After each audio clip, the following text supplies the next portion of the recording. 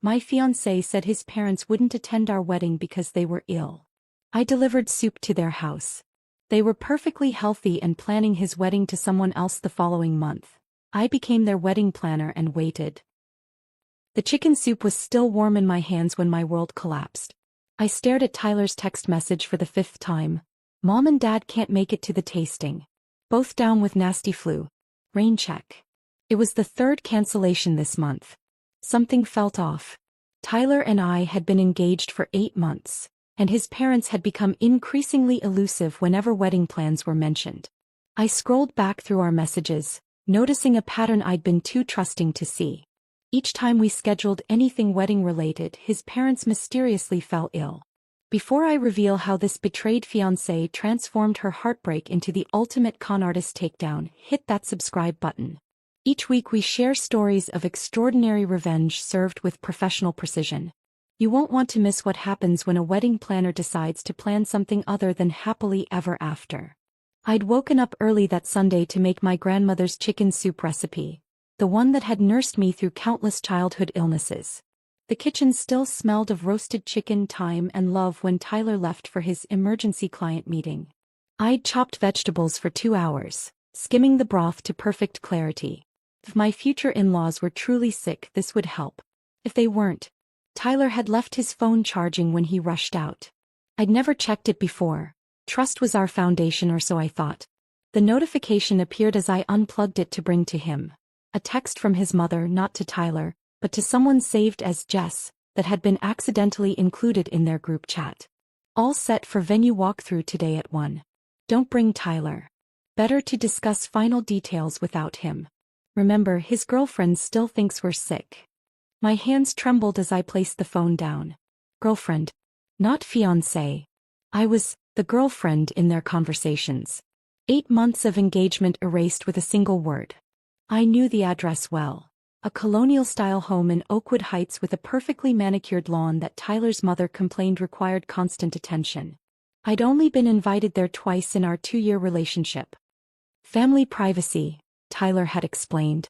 The soup still steaming, I drove the 20 minutes to their neighborhood, rehearsing innocent explanations in my head. Perhaps Jess was their wedding planner? Maybe there was a surprise being planned for me?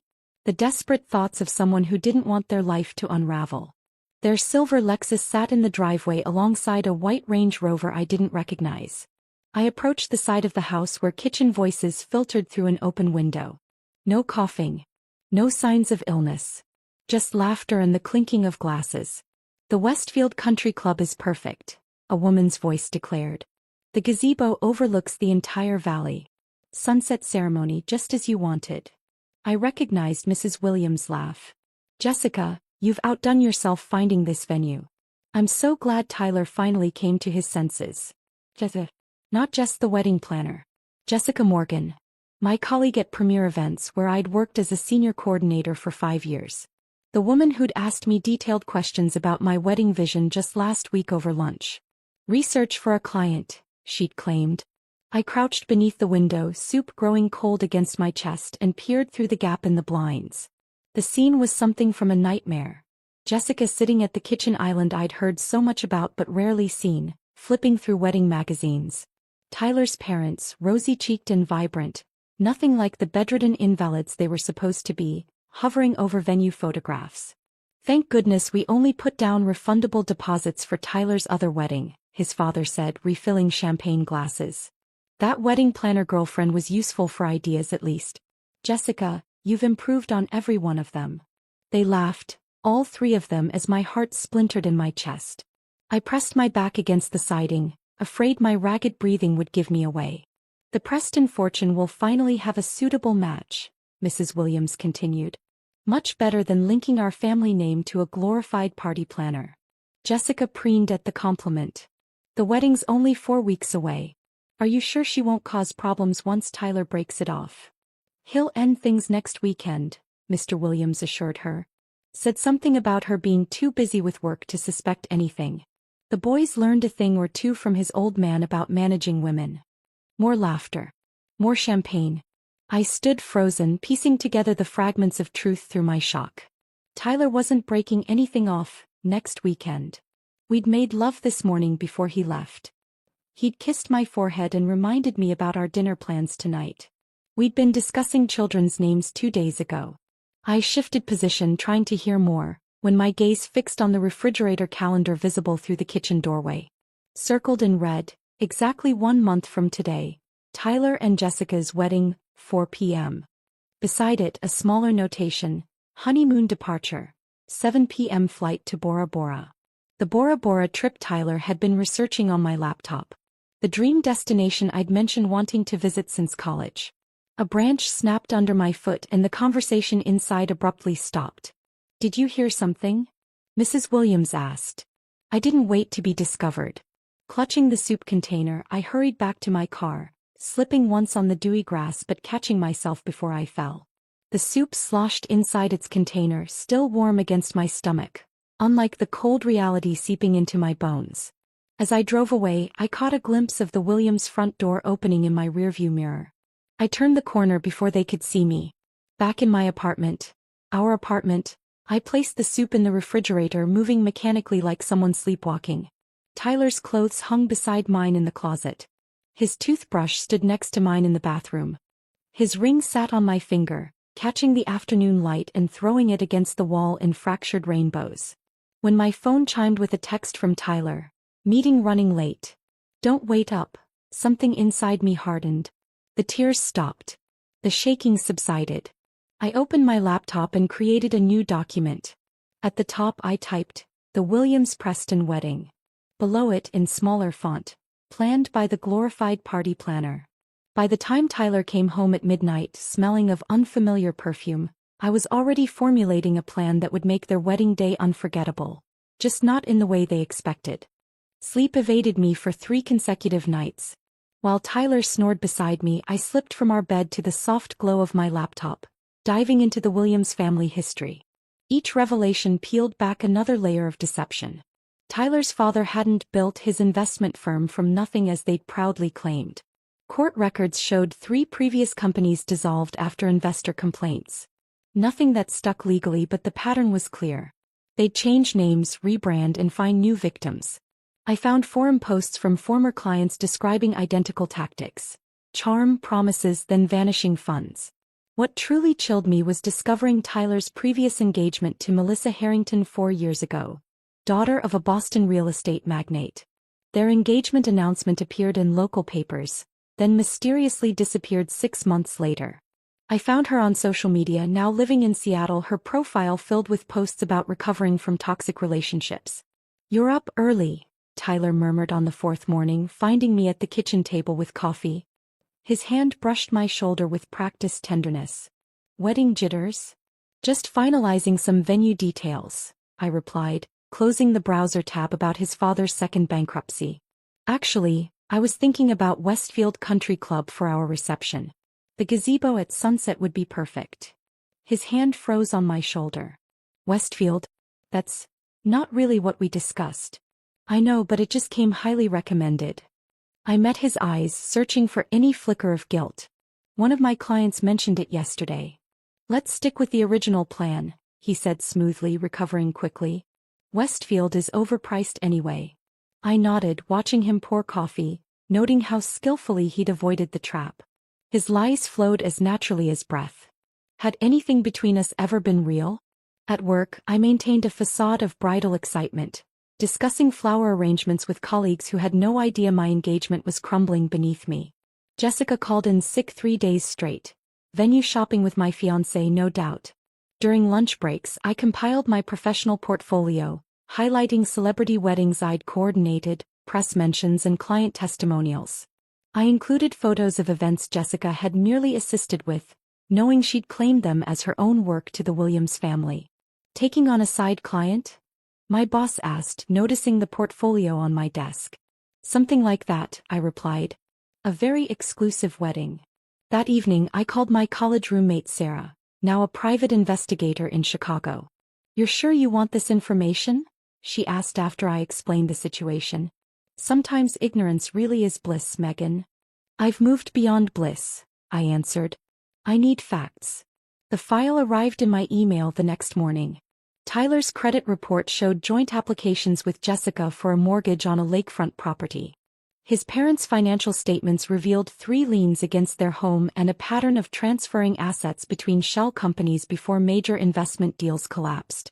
Most damning was Sarah's discovery that Mrs. Williams had previously worked at Preston Pharmaceuticals, Jessica's family company, before being dismissed for ethical concerns. This wasn't just a wedding.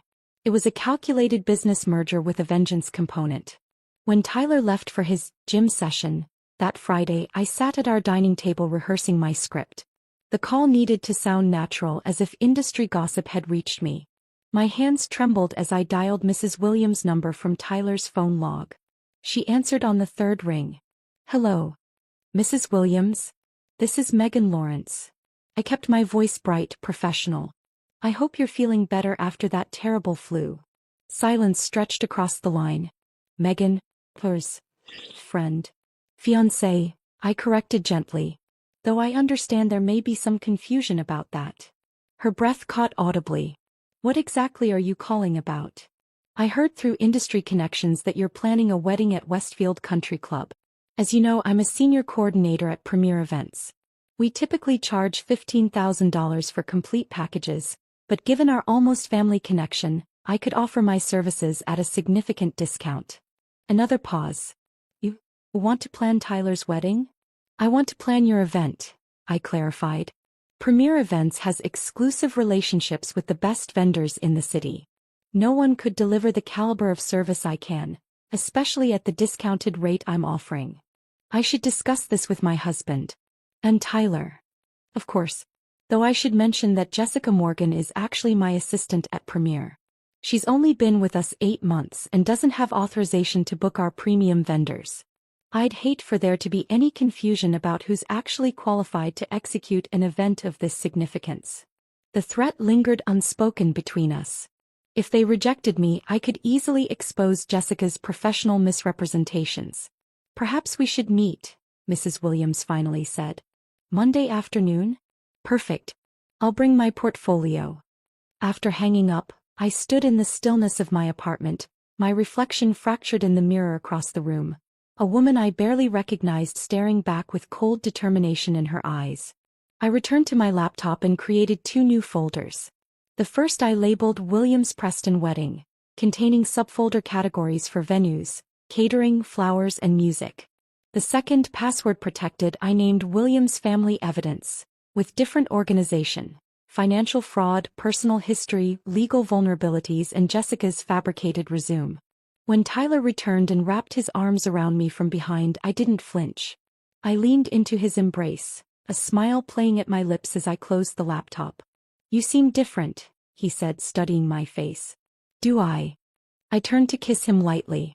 "I just made an exciting new professional connection today. A wedding that might change everything." "That's my girl," he said proudly, completely missing the darkness in my eyes. "Always the ambitious one." Monday afternoon arrived with a sky the color of bruises. I parked my car a block from the Williams home, checking my appearance one last time. The woman in the rearview mirror wore a sleek black blazer, professional makeup, and eyes like polished stone. The portfolio in my hands contained every detail of my career. Awards, testimonials, and magazine features. What it didn't show was the recording device tucked into my bra, already capturing audio. Mrs. Williams opened the door with a smile that didn't reach her eyes. Mr. Williams stood behind her, his handshake firm as he ushered me into their immaculate living room. "Tyler won't be joining us," Mrs. Williams explained, settling onto their pristine white sofa. "He's handling some business matters downtown. With Jessica, I assume?" I kept my voice professionally neutral. Mr. Williams cleared his throat. "So you know about that situation?" Industry circles are small. I opened my portfolio, displaying photos of celebrity weddings I'd orchestrated. "I understand discretion is important here." The tension was palpable as they exchanged glances. Mrs. Williams fidgeted with her diamond tennis bracelet.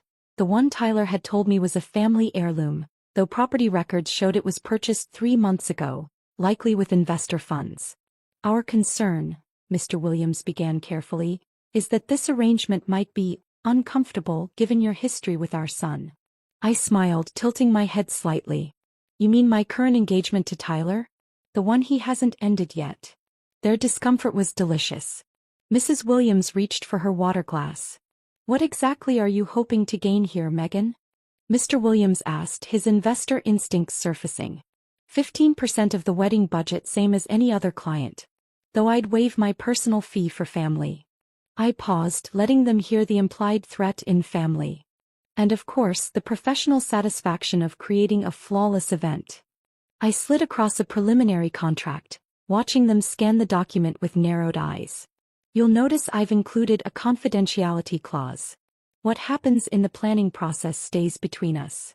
What I didn't mention was the clause buried on page 4 that granted me complete creative control and access to all vendors. This seems thorough, Mrs. Williams murmured, signing where I'd indicated. Her husband followed suit, relief evident in his shoulders. Wonderful, I said, standing smoothly. I'll schedule a meeting with Jessica tomorrow to begin the process. I assume she's still unaware of my personal connection. Their startled expressions confirmed my suspicion. Jessica had no idea I was engaged to her fiancé. The following day I met Jessica at Ellington Cafe, where the baristas knew me by name. She arrived 20 minutes late, designer sunglasses perched on her head, confused recognition dawning as she spotted me. Megan, what are you doing here? She glanced around nervously. I'm meeting my wedding planner. That would be me. I slid a business card across the table. The Williams family specifically requested my services yesterday. Her perfectly contoured face registered shock, then suspicion. But you're planning your own wedding.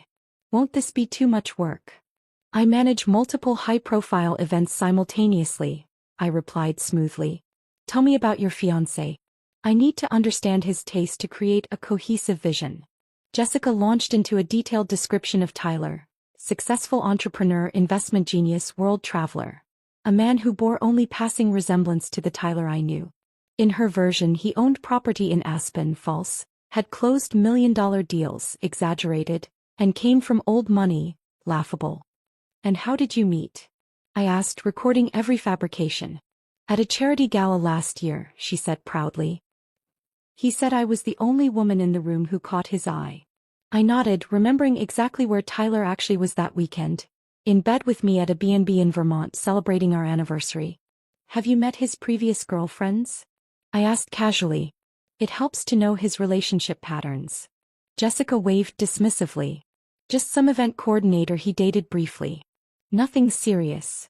I see, I murmured, suggesting a florist whose minimum packages started at $20,000. For your vision, only Elena Botkin will do.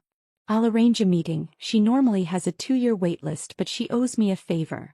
Over the next week, I steered Jessica toward the most expensive vendors in the city, each one offering me substantial referral fees that I documented meticulously. Every selection became part of both my wedding plan and my evidence file.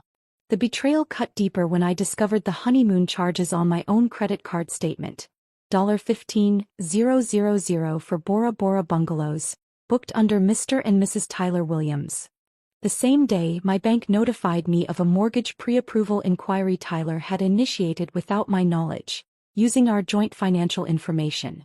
Just planning for our future, he explained when I casually mentioned the notification at dinner. His smile never faltered as he poured more wine, completely unaware that I'd already learned he and Jessica had toured homes together the previous weekend. My unexpected breakthrough came during a cake tasting at the Williams home.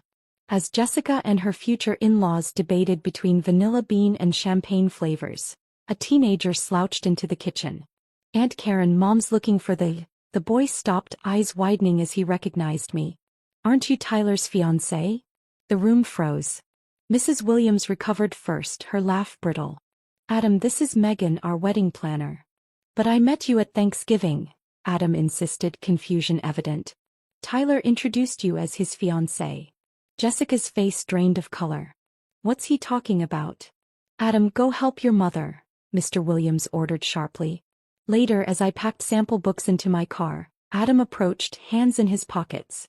They're doing it again, aren't they? He asked quietly. Doing what? I stilled, attention fully on this unexpected ally. The marriage con. His eyes were older than his 16 years. Find someone rich, marry in, divorce out with a settlement. Tyler did it with that Boston girl before you. Uncle Robert's done it 3 times. I leaned against my car. Tell me everything. And he did, detailing family gatherings where they'd celebrated successful mergers and planned new targets, the offshore accounts where settlement money disappeared, the calculated way they identified and isolated wealthy marks. Why are you telling me this? Adam shrugged. You're the first one who figured it out before getting hurt. Besides, he added with a teenager's brutal honesty, I recorded Tyler and Dad talking last week about how they're going to clean out Jessica's trust fund after the wedding. Seemed like you should know. I drove home with Adam's flash drive in my purse, the final piece of evidence I needed, thinking of Jessica's face when she'd asked about that event coordinator. She was as much a victim as I had been, just one who hadn't discovered the truth yet. That night I updated both my folders. One with exquisite wedding plans that would impress every guest, and another with damning evidence that would destroy the family executing the event. With Adam's flash drive secured in my desk's hidden compartment, I entered the final phase of my plan. 2 weeks remained until the Williams-Preston wedding. Though in reality, it would be the Williams family's last con. The harbor view for the rehearsal dinner? Jessica frowned at my suggestion. It's so understated. Trust me, I assured her. Marco's private dining room has hosted 3 presidents. The exclusivity is precisely why it doesn't advertise. What I didn't mention was that Marco had been my first client when I started at Premier Events. His daughter's wedding had launched my career after a society magazine featured my designs. He owed me, and more importantly, he'd agreed to my unusual requests without questions when I explained the situation. We'll need to expand the guest list, I told Jessica and Mrs. Williams during our final planning session. The rehearsal dinner should include all significant business connections. It creates a powerful impression of family unity before the ceremony. Mrs. Williams nodded approvingly. Robert's investors would appreciate the gesture. And Jessica, you'll want your father's partners there, I added. Especially since he's covering the expenses. My suggestion was met with enthusiastic agreement. Perfect. Every potential victim and witness gathered in one room. The video montage was my masterpiece. Under the guise of creating a touching tribute, I'd collected family photos and videos from Jessica, Mrs. Williams, and even Tyler, who remained oblivious to my dual role. Could you gather some testimonials from your father's business associates? I asked Jessica innocently. Something about your family legacy? It adds gravitas to the presentation. In my home office, I edited through nights, carefully splicing together seemingly innocent clips that told a different story when viewed by informed eyes. A quote about Tyler's business acumen, followed by footage of him discussing aggressive investment strategies with Mr. Williams. Melissa Harrington's engagement announcement juxtaposed with Jessica showcasing the identical ring. Mr. Williams toasting family traditions, interspersed with courthouse records discreetly visible in background shots. For the untrained eye, it was a touching family tribute. For someone looking for inconsistencies, like Jessica's father or his team of financial advisors, it was a roadmap of red flags. You seem distracted, Tyler commented one evening, finding me at my laptop. He massaged my shoulders and I forced myself not to recoil. Wedding planning going okay? Just wrapping up a special project, I replied. Actually, there's something I've been meaning to ask you. His hands stilled. What's that? I received a wedding invitation yesterday. From Jessica Morgan at work. Isn't that strange? It's the same weekend we were thinking of for our autumn ceremony. Tyler's face performed an impressive dance of emotions. Shock, calculation, and finally an attempt at confusion. Jessica from your office? I've only met her once or twice at company parties. I nodded thoughtfully. Must be a coincidence. Though her fiancé is also named Tyler. Williams, I think. Common name, he muttered, already reaching for his phone. I should make a call. Client emergency. As he hurried into the bedroom, I opened my email and sent the carefully crafted message I'd prepared days earlier. The recipient, Charles Preston, pharmaceutical magnate and Jessica's overprotective father. Mr. Preston, as a financial security consultant who has worked with several families in your social circle, I feel professionally obligated to bring certain inconsistencies to your attention regarding your daughter's engagement. The attached documents show concerning patterns in the Williams family's investment history and your future son-in-law's previous relationships. This information is provided anonymously and with your family's best interests at heart. Attached were redacted court documents, financial discrepancies, and a timeline of Tyler's previous engagements. Nothing explicitly illegal, just enough to trigger a father's protective instincts and a businessman's due diligence. My next call was to Eliza Chin, not just my college classmate, but now one of the city's most formidable corporate attorneys. You're seriously asking me to be your date to a wedding where you're both the planner and the revenge architect? Eliza asked incredulously over lunch. I prefer justice facilitator, I corrected, sliding a folder across the table. Everything's in here. Financial fraud, identity misrepresentation, evidence of multiple similar schemes.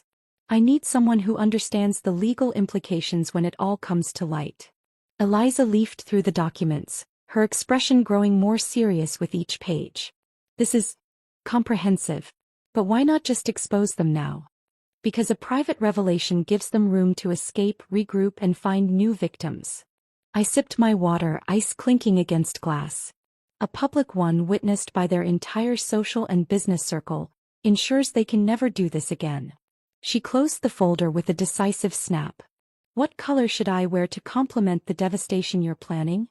Navy blue, I answered promptly. It conveys authority when you're serving cease and desist orders for dessert. The pieces aligned with clockwork precision. Marco confirmed the rehearsal dinner arrangements, with a separate entrance for my technical team, to set up the presentation equipment. Jessica's father had requested a private breakfast with her the morning before the wedding. A direct result of my anonymous tip. My office wall now featured a detailed timeline of the event, each moment orchestrated for maximum impact. The night before the wedding I stood in my apartment, technically still mine and Tyler's, though he'd been working late for days, undoubtedly finalizing his exit strategy. Evidence boxes lined one wall. Wedding details covered my dining table. My engagement ring sat in its open box, the diamond catching lamplight and throwing shadows across documents detailing the Williams family's decades of fraud. My phone buzzed with a text from Tyler. Can't wait to see you tomorrow. Save me a dance at the reception. He still didn't know I was the wedding planner. Jessica still didn't know about me. The Williams family thought they'd neutralized me by keeping me professionally involved but emotionally distant. Tomorrow everyone would know everything. I slipped my engagement ring back on, not out of sentiment, but as a visual reminder for the witnesses to what would unfold. Picking up my garment bag containing not a bridesmaid's dress but a precisely tailored black suit, I took one final look at the apartment that had housed both love and betrayal. Time for the real celebration to begin, I whispered to the empty room, closing the door on the life that had almost been mine. Dawn broke with a perfect June sky, the kind wedding photographers dream about. I arrived at Westfield Country Club 3 hours before the ceremony, my event coordinator badge prominently displayed as I directed the setup crew. No one questioned my authority as I moved between the reception hall, ceremony gazebo, and the private dining room reserved for the rehearsal dinner. The projector needs to be angled slightly left, I instructed the AV technician, a college friend who understood the importance of perfect visibility. Everyone needs to see the screen clearly, especially the tables near the back where the business associates will be seated. Got it, he nodded, making the adjustment. And the remote trigger? I patted my jacket pocket. I'll handle that personally. In the bridal suite, Jessica was surrounded by her attendants, her father conspicuously absent. Our breakfast meeting must have raised the concerns I'd intended. Megan, thank God, she called when I entered. Daddy's being impossible. He's asking all these questions about Tyler's investment firm and talking about postponing. Can you speak with him? He respects you as a professional. I'll see what I can do, I promised, noting the irony of being asked to smooth over the very doubts I'd planted. In the groom's suite, chaos reigned of a different sort. Tyler paced nervously while his father spoke in urgent whispers with 2 men I recognized from their firm. The flash drive's contents were clearly causing ripples. Is everything all right? I asked innocently, clipboard in hand. We're starting in 90 minutes. Tyler whirled to face me, confusion giving way to shock as recognition dawned. "Megan, why are you?" "Just doing my job," I replied smoothly. "Premier Events handles everything." I enjoyed watching the implications sink in as his face drained of color. "The Williams-Preston wedding is getting my personal touch, just as promised." Mr. Williams recovered first, stepping between us. "There's been a misunderstanding." "No misunderstanding at all," I contradicted calmly. "I've understood everything perfectly for weeks now. Your son's multiple engagements, your family's financial arrangements, Jessica's trust fund, Tyler's emergency client meetings that were actually venue tours." I checked my watch. "Speaking of which, I need to finalize arrangements for the rehearsal dinner. The slideshow requires my personal attention." I turned to leave, savoring the panic erupting behind me. "Megan, wait." Tyler lunged for my arm, but I sidestepped gracefully. "The time for waiting is over, Tyler.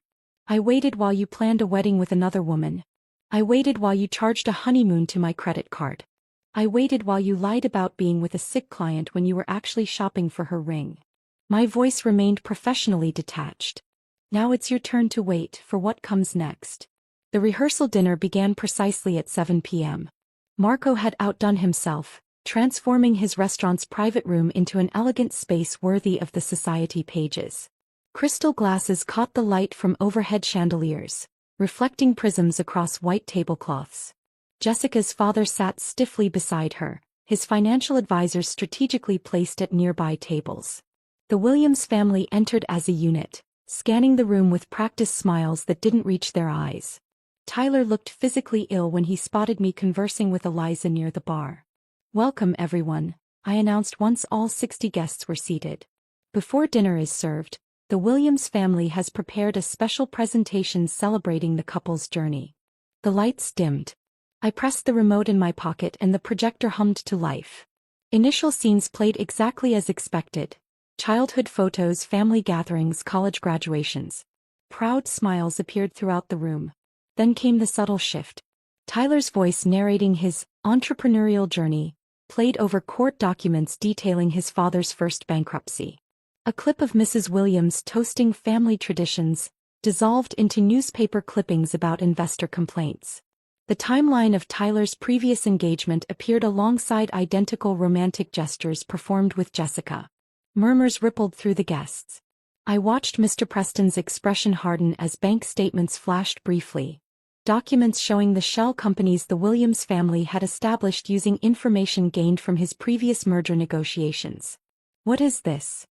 Tyler stood abruptly, reaching for the projector cable, but it was too late. Adam's recording played crystal clear through the speakers. "Once we're married, her trust fund transfers automatically. Dad says we can clear at least $3 million before anyone notices the discrepancies." Stunned silence fell. Jessica turned to Tyler, tears streaming down her perfectly made-up face. "Is this true?" Before he could respond, Charles Preston rose to his full imposing height. "I've heard enough. As of this moment, I'm withdrawing all financial support for this wedding. Jessica, we're leaving." "Daddy, you can't." "It's over, Jessica." His voice carried the weight of absolute authority. "My attorneys will be in touch, Mr. Williams. I suggest you retain competent counsel." The room erupted into chaos. Business associates frantically made calls, investors demanded explanations, and relatives whispered urgently among themselves. Several people photographed the still-frozen image on screen, documented evidence of the Williams' most recent financial manipulation. Tyler fought through the crowd toward me, rage contorting his features. "You planned this entire thing," he hissed. "Do you have any idea what you've done?" "I've simply revealed the truth," I replied evenly. "Something you never valued." "I loved you," he insisted desperately. I smiled then, removing my engagement ring and placing it in his palm. "No, Tyler. You loved what you thought I could give you. There's a difference." Eliza stepped forward, handing him an envelope. "Cease and desist order, restraining order, and notification of civil action for financial fraud and identity theft. Consider yourself served." As we walked out, Jessica caught my arm. "You knew all along," she said, mascara streaking her cheeks. "Why didn't you tell me sooner? Would you have believed me?" I asked gently. "Some truths we have to see for ourselves." Her father led her away while police officers entered. Someone had evidently called them once the financial allegations became clear. 6 months later, I unlocked the door to my new office in the financial district. Lawrenceville Events read the elegant gold lettering on frosted glass. Inside, my assistant had already arranged fresh flowers and prepared coffee for our first client meeting. On the wall behind my desk hung 2 framed items side by side. The first, my business license. The second, a newspaper article with the headline, "Society Wedding Scandal Leads to Fraud Convictions." The accompanying photo showed the Williams family being escorted from court, faces shielded from cameras. My phone chimed with a text from Adam. "Just got into NYU with full scholarship. Thanks for the recommendation letter." I smiled, setting down my coffee to respond. Helping him had been one unexpected bright spot in the aftermath. The youngest Williams family member breaking the cycle. When my first clients arrived, a genuine couple planning their 10th anniversary celebration, I greeted them with hard-won wisdom and professional poise. "Tell me about your journey together," I invited them, opening a fresh portfolio. The real story is always worth celebrating.